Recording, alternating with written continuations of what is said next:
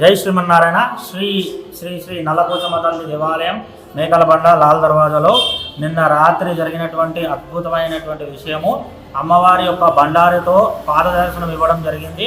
నిన్న రాత్రి 12 గంటల సమయంలో ఇలా అమ్మవారి యొక్క పాద దర్శనం అనేది మన దేవాలయంలో శ్రీ నల్లపోచమ్మ తల్లి దేవాలయం మేకలబండ లాల్ దర్వాజాలో అమ్మవారి యొక్క స్వరూపంలో పాద దర్శనం ఇవ్వడం జరిగింది.